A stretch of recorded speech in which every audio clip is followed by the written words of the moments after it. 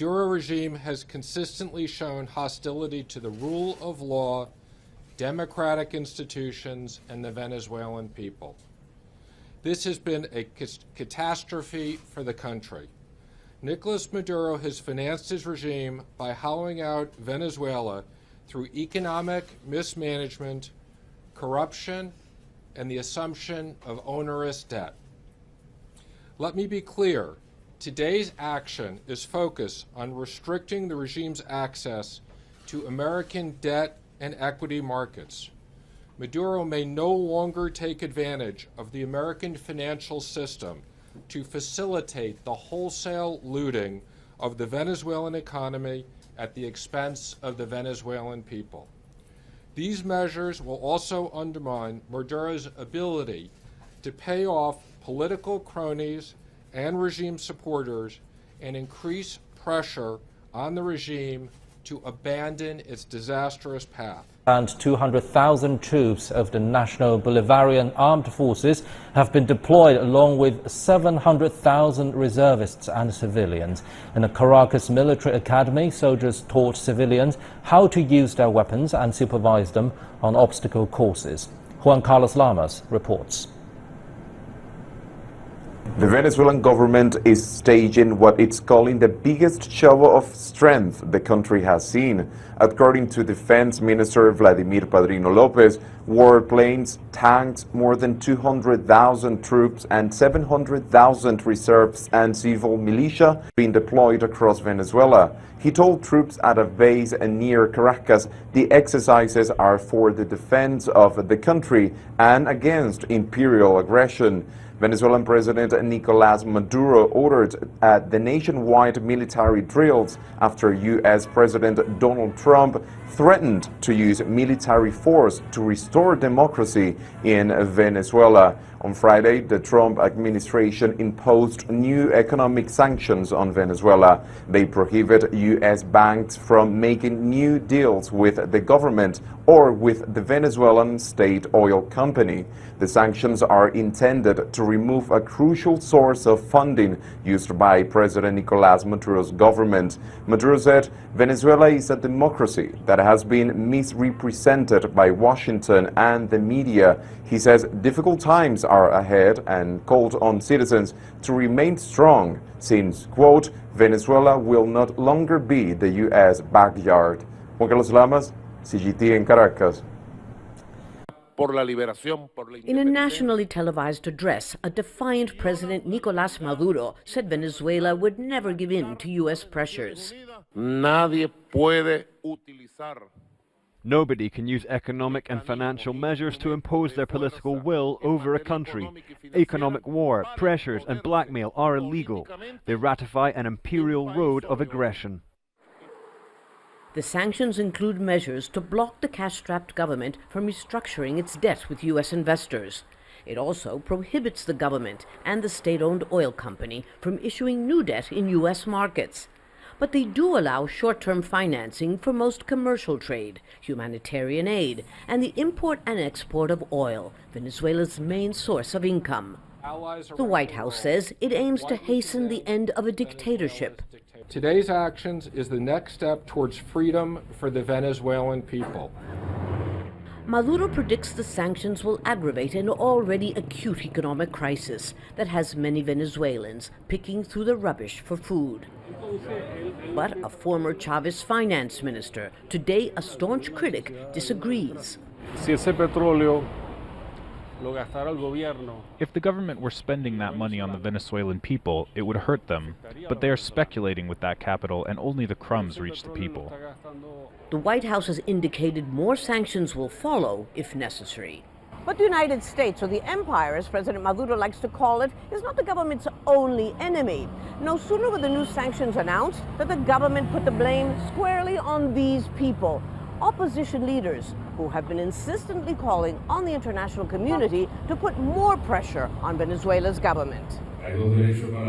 Maduro singled out the president of the now powerless opposition-controlled Congress, Julio Borges, accusing him and other opponents, now in exile. He is calling for them to be put on trial for high treason, signaling what many predict will be the harshest crackdown against opposition since Maduro came to power 4 years ago. These nationwide exercises are called Sovereignty 2017, and they're President Nicolás Maduro's answer to what he calls the biggest threat of foreign aggression to Venezuela in 200 years of independence. I feel prepared, but we need to prepare even more. This is for the fatherland.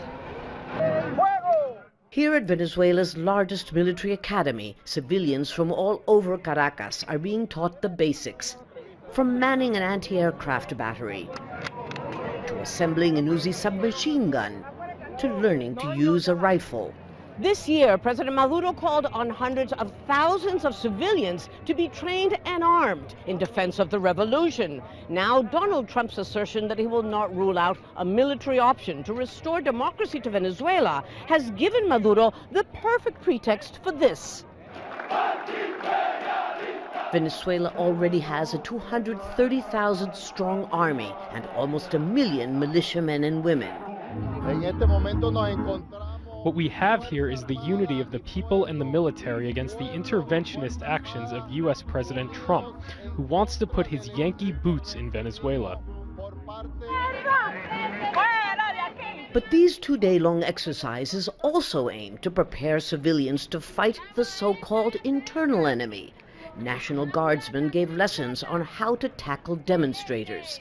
The idea is to prepare them should opponents renew their campaign of civil disobedience against the government.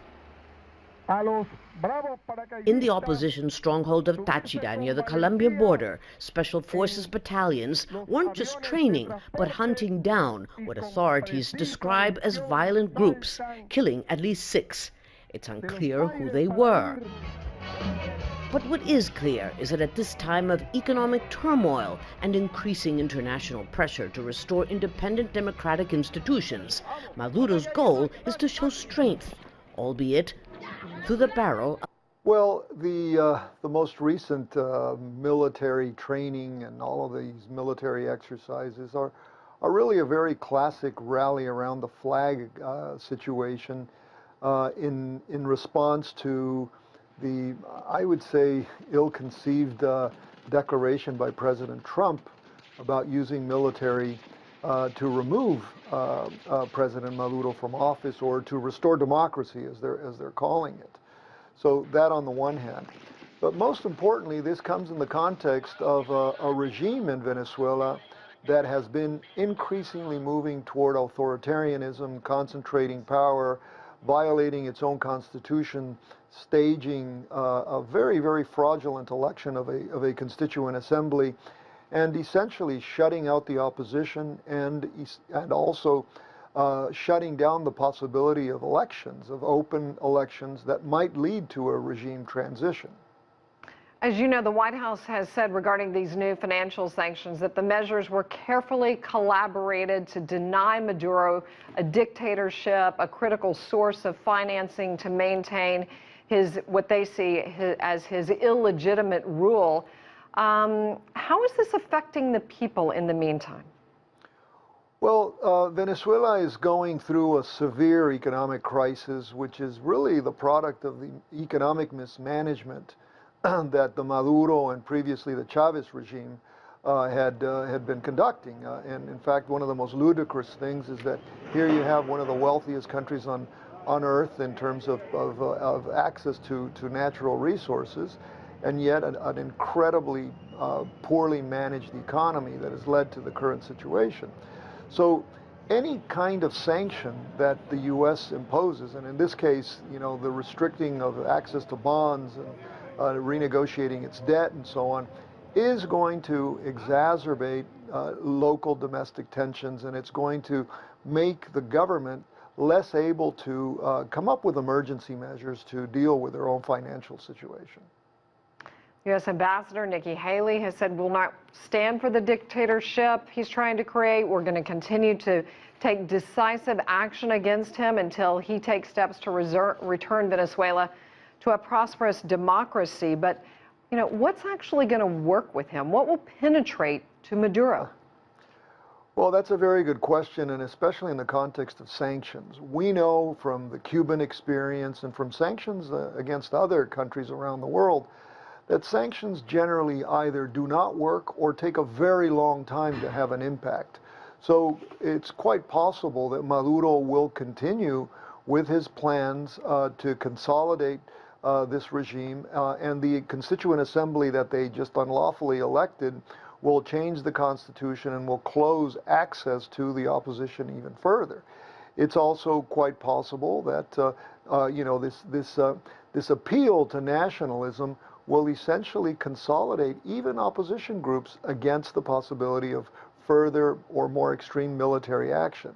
But I would say that overall we can expect, you know, sanctions to have a gradual, very slow impact. But the Maduro regime is going to dig in, and I don't foresee any change in the short or midterm. So, as you know, President Trump has been talking about possible military action. Whether he would make good on that threat or not, we don't know. But he's been also talking about banning imports of Venezuelan oil for months. Right. What kind of impact would that have?